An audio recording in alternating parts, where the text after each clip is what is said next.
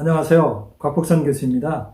오늘은 원포인트 중국 역사, 양신의 대명사 위징이란 제목으로 말씀드리겠습니다.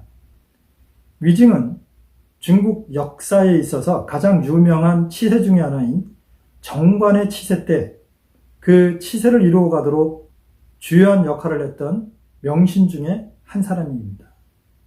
위징은 수나라 때 태어났는데요.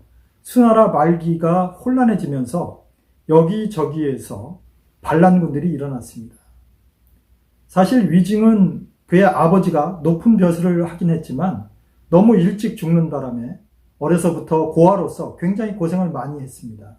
그래서 여기저기 떠돌아다녔지만 그 와중에서도 열심히 공부를 했으며 사실 도사로서 자처할 정도였습니다. 그 소문을 들은 이밀이 이 사람을 기용했고, 이밀이 죽고 나서 두건덕이라는 사람이 또 이 사람을 중용했습니다. 당나라가 서고 나서는 당 고조 이연의 큰아들인 태자 이건성의 보사가 됐습니다. 그리고 나서 이세민, 즉 당태종이 현무문의 정변을 일으키면서 이건성을 죽이고 자기가 실권을 잡게 되는데요. 그때 위징을 자기의 신하로 다시 삼습니다. 그 신하를 삼을 때 에피소드가 있는데요. 당태종이 위징에게 내가 우리 형제 사이를 이렇게 이간질해서 이러한 참변이 일어나게 됐는데 너는 죽어 마땅하다. 이렇게 이야기를 했습니다. 그런데 위징은 태연자약하게 만일 태자께서 나의 계책을 들었다면 당신은 이 자리에 없습니다. 그리고 태자가 당신의 화살에 죽을 리가 없습니다. 상당히 대담하죠. 자기 죽이겠다는 사람 앞에서 상대를 공격한 것입니다. 그러나 이세민도 그에 못지않게 현명한 사람이었기 때문에 이 위징을 발탁을 합니다. 마치 춘추 시대 때 제환공이 자기의 반대편이었던 관중을 기용해서 폐업을 이뤘던 것과 비슷한 이야기입니다. 그래서 당태종과 위징이 손발을 맞춰서 그 유명한 정관의 치세를 만들어갑니다. 이때 위징이 중요한 이야기를 합니다. 폐하, 저는 폐하의 충신이 되고 싶지는 않습니다. 저는 폐하의 양신이 되고자 합니다. 여러분, 양신이란 말은 처음 들어보시죠? 저도 사실 충신, 간신, 역신 이런 이야기를 많이 들었습니다만은 양신이란 말은 사실 위징의 그 전기를 보면서 저도 알게 되었습니다. 이 구당서와 신당서에 나오는 위징의 이야기를 제가 쭉 다 훑어보았는데요. 가장 유명한 말 중에 하나가 본인은 양신이 되고 싶다는 이야기였습니다. 양신과 충신에 대한 그 차이가 뭐냐고 당태종이 물으니까 양신은 군주와 국가가 잘 되게 하고 본인도 잘 돼서 부귀영화를 누리는 것이 양신입니다. 그리고 충신은 군주는 폭군이 되고 나라는 망하고 본인은 죽게 되는 것, 이것이 충신입니다. 그래서 저는 양신이 되고자 합니다. 이야기는 뭘까요? 당태종에게 거꾸로 이야기한 것입니다. 훌륭한 군주가 되십시오. 그래야 제가 신하로서 제대로 역할을 할 수 있습니다. 이런 뜻이었습니다. 어쨌건 당태종은 그 뜻을 알아서 같이 이제 정치를 펴나가죠. 위징에 얽힌 이야기는 상당히 많습니다만은 그 중에 몇 가지만 말씀을 드리겠습니다. 첫째는 위징이 어느 정도 강직했냐면요. 당태종의 딸, 즉 한 공주가 시집을 가게 됐습니다. 이 공주는 당태종이 그렇게 사랑하는 장손 황후의 친딸이었습니다. 그래서 너무 애지중지하던 딸이었기 때문에 그 당시에 궁중의 법도를 어기고 황제가 예물을 2배로 해라, 이렇게 이제 명령을 내린 것입니다. 즉 결혼식을 하는데 아주 성대하게 하라고 이제 명령을 내린 것입니다. 그래서 이제 다른 신하들도 융숭하게 하십시오 이렇게 이야기했는데 그때 강력하게 반대하고 나선 사람이 바로 위징입니다. 다른 사람은 전부 찬성하는데 사실 쉽지 않죠. 군주의 딸이 시집 가는데 그걸 반대한다? 이거 보통 배짱 가지고는 못합니다. 그렇죠? 이 위징이 이런 이야기를 합니다. 폐하는 군주로서 천하 만민의 어버이입니다. 그런데 당신의 친딸이 시집을 간다고 해서 법도를 어겨가면서까지 이렇게 많은 예물을 보내고 결혼식을 한다는 것은 법도에 맞지 않사오니 이렇게 하시면 안 됩니다. 더더구나 폐하의 친형제간인 공주들, 즉 폐하의 딸의 고모들이 시집갈 때도 이렇게 하지 않았는데 폐하의 딸이 가는데 이렇게 2배로 한다는 것은 도저히 용납될 수 없는 일입니다.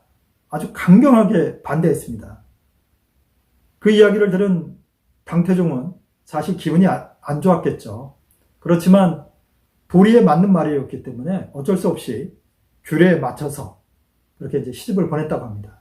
그때 그 이야기를 들은 당태종의 부인 장손 황후가 우리 같으면 얼마나 짜증나겠어요. 자기 친딸의 그 혼인을 좀 성대하게 치르고 싶은 게 어미의 마음일 텐데 이 위증의 반대 때문에 이제 못 치렀지만 오히려 위증을 높게 평가했습니다. 아, 저런 신하가 있기 때문에 우리나라는 제대로 될 것이다. 그래서 이제 상을 내렸다는 그런 이야기가 있습니다. 위증이 이런 이야기를 당태종한테 합니다. 폐하, 제가 보니 폐하가 요즘 게을러졌습니다. 그러니까 당태종이 깜짝 놀라서 그게 무슨 말씀입니까, 재상? 폐하께서는 제 위에 오르셔서 초기 몇 년 동안은 제가 간언을 하면 그것을 열심히 들으시고 그대로 실시하셨는데 몇 년이 지나서는 저나 다른 사람들이 간언했을 때에 듣기는 하시지만 그대로 실행을 하지 않으셨습니다.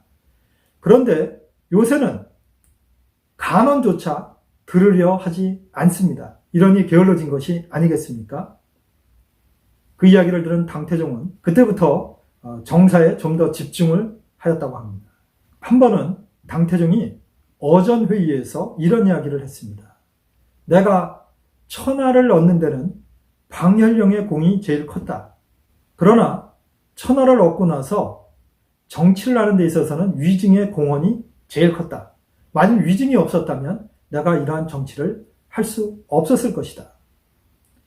내가 너희들에게 하나 묻겠는데 위증과 제갈량을 비교했을 때 너희 생각에는 누가 더 뛰어나다고 생각하느냐? 이 말에 신하들은 대부분 답변이 제갈량이 훨씬 뛰어나다는 이야기였습니다. 왜냐하면 제갈량은 난세에 주군을 도와서 국가를 세웠을 뿐만 아니라 자기가 직접 현명한 정치를 했고 그리고 전쟁터에서는 모사이자 장수의 역할까지 했기 때문에 훨씬 더 제갈량이 뛰어나다 이렇게 이야기를 했는데 당태종은 그렇지 않다. 내가 보기에는 위증이 제갈량보다 훨씬 뛰어나다. 왜냐하면 이렇게 긴 기간 동안 훌륭한 업적을 쌓을 수 있는 사람은 위증밖에 없다. 그런 면에 있어서는 제갈량을 앞선다라고 평가할 정도였습니다. 그런데 위증에 대한 당태종의 마음은 정말이었을까요? 이게 이제 역사가들이 추론할 때 그렇지 않다라고 하는 사람들도 많습니다. 사실 당태종보다 위증은 18살이 위였습니다. 그래서 당태종은 약간 위증에 대해서 존경하는 마음도 있었지만 꺼리는 마음도 있었습니다. 자기가 뭘 할 때마다 폐하 이거 안 됩니다. 이렇게 하십시오. 늘 건의를 하니까 사실 군주로서 짜증났겠죠. 위증이 죽고 나서 당태종은 본인이 직접 위증의 공적을 기리는 비문을 써서 그 비석을 세우도록 했던 그런 일이 있습니다. 그러나 위증이 죽고 나서 많은 신하들이 위증에 대해서 나쁜 이야기를 많이 하니까 죽은 지 얼마 안 돼서 바로 마음이 바뀌어서 자기가 썼던 비문을 걷어들이라고 하고 위증의 가족들에게 내렸던 수많은 대우들을 다 철회시켰습니다. 이런 것을 보면 위증이 강직하고 많은 간언을 했지만 결국 군주의 입장에서는 껄끄러웠다고 볼 수 있겠습니다. 그런데 위증이 죽고 나서 2년 후에 당태종이 고구려 침공에 나섭니다. 이세적이라는 명장을 끌고 이제 침공에 나서지만 결국 안시성에서 대패를 하고 철수를 하게 되는데요. 이때 당태종의 한 말이 역사서에 기록되어 있습니다. 위증이 지금 살아 있었다면 내가 이렇게 무모한 정벌에 나서지 못하도록 하였을 것이다.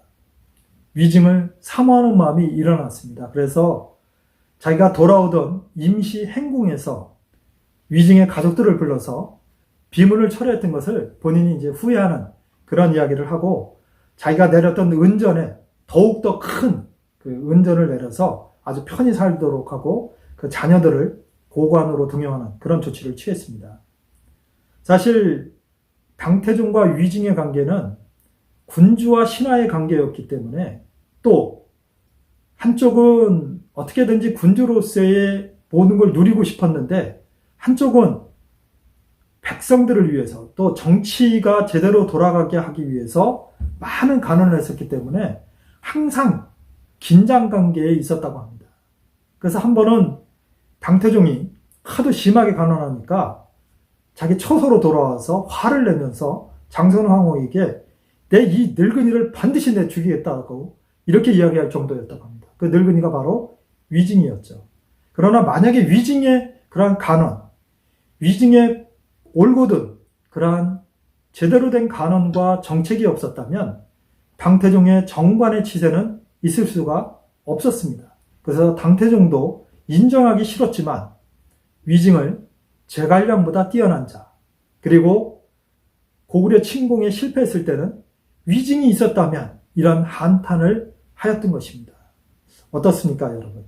한 국가가 잘 되기 위해서는 지도자의 생각이 올바라야 할 뿐만 아니라 지도자가 잘못된 길로 갈 때에 그 밑에 있는 신하들, 지금으로 치면 장관이나 청와대 안에 있는 사람들이 제대로 건의를 해서 정치가 이루어지도록 해야 할 것입니다. 그렇지 않는다면 이 국가는 혼란에 빠지게 되고 쇠락의 길을 걷게 되겠죠. 수많은 군주들이 처음에 집권할 때는 굉장히 똑똑했지만 나중에 폭군이나 패망의 군주로 같은 것은 바로 위증과 같은 신하들을 싫어했을 뿐만 아니라 아예 그 간언조차 듣지 않았기 때문입니다. 오늘은 당나라의 극성기를 이루는데 가장 지대한 공헌을 했으며 당태종이 명군이 되게 했던 위증의 이야기를 드렸습니다. 다음번에는 좀 더 재미있고 유익한 이야기로 찾아뵙겠습니다. 시청해 주셔서 감사합니다.